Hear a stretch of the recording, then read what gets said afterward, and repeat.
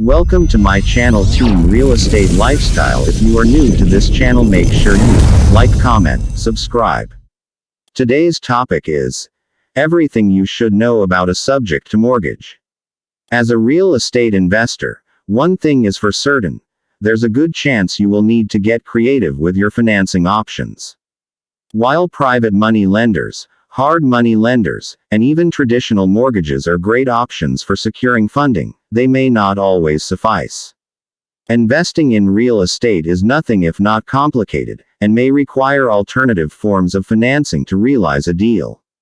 That said, there's one more financing method today's investors should have in their arsenal: the subject to mortgage. A great alternative financing option, a subject to mortgage can tip the scale in buyers' favor, but only when carried out responsibly and with the proper knowledge of how to proceed. What is a subject to mortgage? A subject to mortgage is, as its name suggests, a mortgage that is subject to an existing mortgage. In other words, the seller in a subject to deal isn't paying off their current mortgage, but rather having the new buyer pay off their existing obligations. Often misunderstood, subject to mortgages are not as complex as many initially assumed. If for nothing else, few people are actually aware of what a subject to mortgage is, but the answer is in the name. In its simplest form, the subject to in a subject to mortgage refers to the loan that's already in place. When you purchase a property subject to, you are essentially buying the home subject to the existing mortgage. That's really all there is to it. The original underwriting is kept as is, including the name in which the loan was purchased. That means the seller maintains the responsibility of paying off the loan, but the buyer has agreed to make mortgage payments on behalf of the original seller. Over the course of a subject to mortgage, the buyer will make payments to the seller, who will, in turn, pay off the mortgage in return for the deed. It is important to note that the seller will not pay off the current loan but rather using the payments they receive from the impending buyer to do so. That means the homeowner's current unpaid balance will factor into the purchase price for the new buyer. The buyers in a subject to transaction do not formally assume the loan, but they are given the deed in return for making payments. In other words, they take control of the home without assuming the mortgage. Payments are, therefore, made to the seller so that they may pay the original loan from the money they receive from the buyer each month. The terms the buyer creates with the seller are unique to each situation and agreed upon by the two parties before a deal being struck. As a result, subject to financing requires little to no money down and, when used properly, can provide an alternative, viable financing strategy. Subject to strategies aren't all that common, but you will find that they can be useful in certain circumstances. Distressed sellers, for example, may be willing to sell subject to if they want to rid themselves of a property immediately. On the other hand, buyers will tend to favor subject to when the interest rates on the existing loan are lower than the current market rates. All things considered, there is a time and a place to execute a subject to mortgage, but the process isn't without risk. Agreeing with a seller is never risk-free, but I digress. Not unlike every other exit strategy, there are pros and cons. The key is to weigh each pro and con and determine for yourself if a subject to mortgage is right for you. That said, be sure to consult an attorney well versed in real estate law before you make any decisions for yourself. Until you do, here's a list of some of the most common pros and cons you can expect to see. Why purchase a subject to property? More often than not, the primary reason for buying a subject to property is to capitalize on the current owner's interest rate. Therefore, buyers taking on the existing mortgage will want to make sure it's a good time to be doing so. In a low interest rate environment, like today, it may not make a lot of sense to purchase a subject to property. If interest rates are lower than the existing rate on the home, buyers may lose money. However, it makes perfect sense to buy a subject to property with an interest rate lower than the current market rate. Another reason someone may want to buy a subject to property is their financial standing and credit history. You see, someone with poor financial credentials and a low credit score may not qualify for the mortgage they need to buy a home. Fortunately, subject to properties offer these buyers a workaround. Buyers who don't qualify for traditional mortgages may buy a subject to property and assume the existing mortgage, all without having to qualify for a subsequent mortgage themselves. Last but certainly not least, subject to mortgages eliminate burdensome expenses. Buying a subject to property can eliminate closing costs, origination fees, broker commissions, and other costly fees associated with buying a home. Types of subject to mortgages. While it's common to suspect a subject to mortgage to involve owner financing, that's not always the case. In fact, there are a few different types of subject to mortgages, not the least of which have intricacies of their own. More specifically, there are three common forms of subject to mortgages investors should familiarize themselves with. A straight subject to cash to loan. The most common of the three, a straight subject to cash to loan, is when the buyer elects to pay the difference between the purchase price and the existing loan balance. If, for example, the seller still carries an existing loan balance of $100,000, and the agreed-upon sales price is $200,000, the buyer must pay the sales price plus the difference between the loan balance. A straight subject to with seller carryback, otherwise known as seller or owner financing, a straight subject to with seller carryback loan can take the form of a second mortgage. However, it is worth noting that this type can also be used on a land contract or lease option. Let's say, for example, each party agrees to terms on a $200,000 purchase agreement. The existing loan balance, however, is $150,000. If the buyer puts down 20% at signing, the seller will carry the remaining balance of $30,000 at a separate interest rate.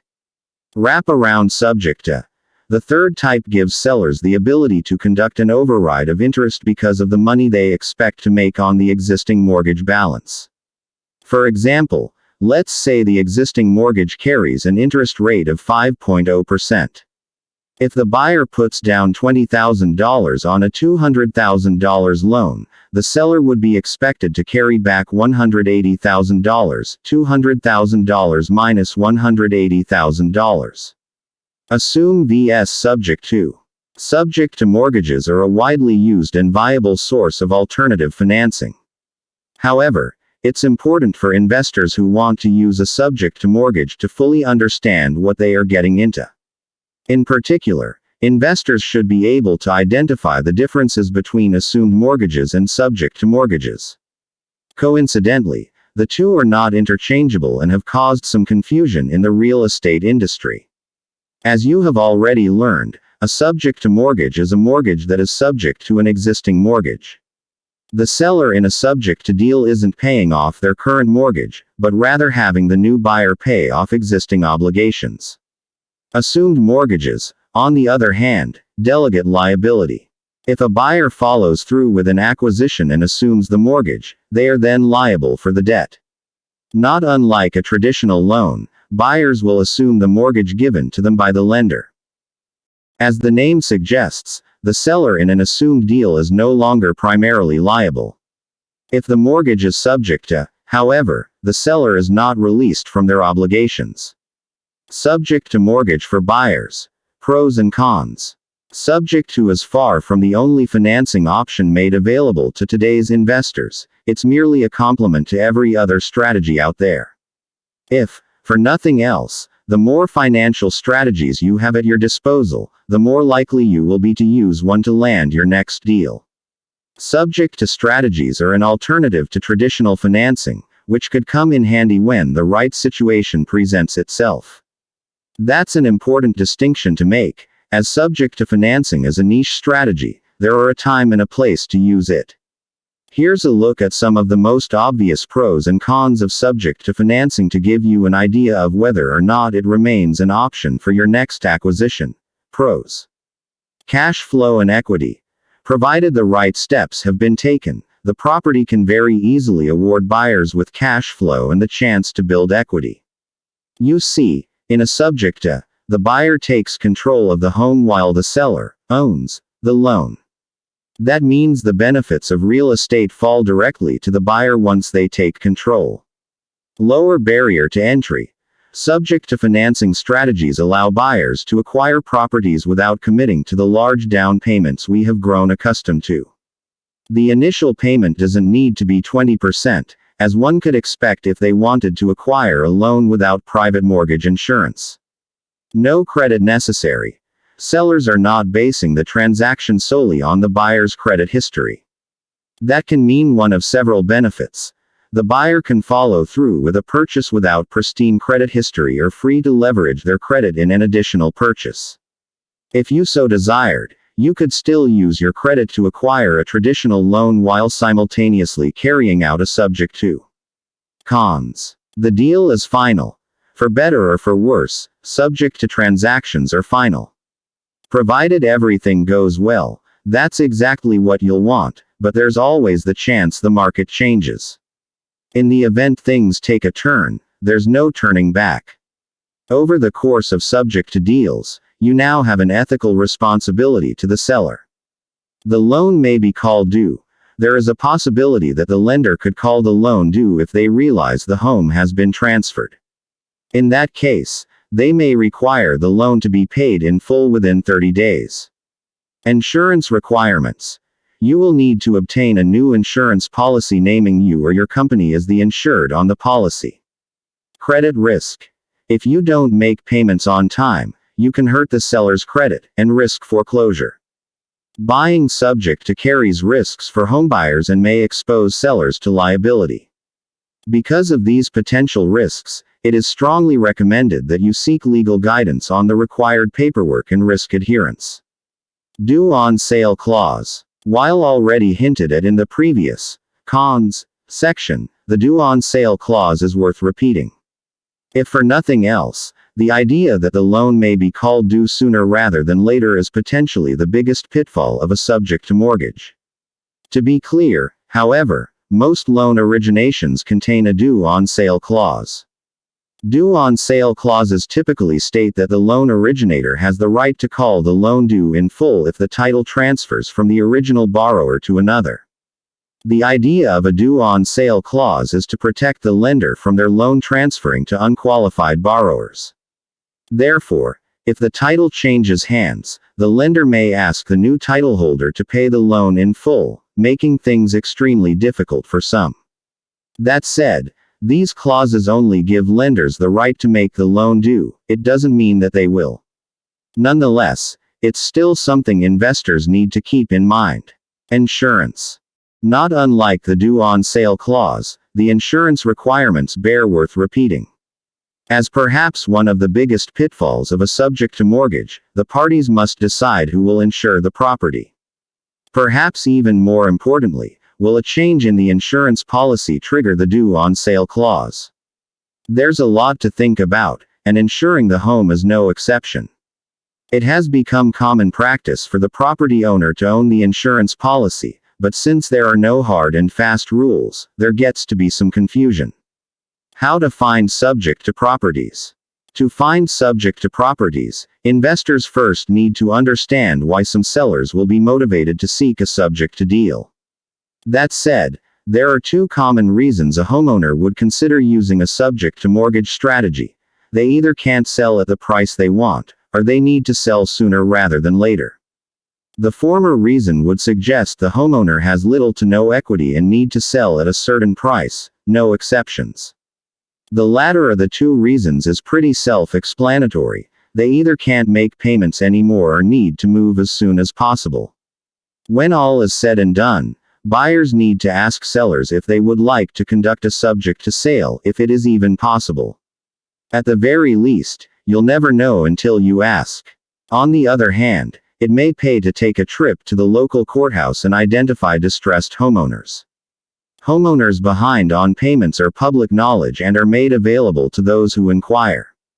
Therefore, buyers looking to exercise a subject to strategy should first identify distressed homeowners and then formulate a market strategy founded on the principles of a subject to mortgage. Summary. Most investors will rarely use a subject to mortgage strategy, but I digress. A subject to mortgage contract isn't meant to be your only means of financing a deal, but rather a complement to the strategies you already have in place.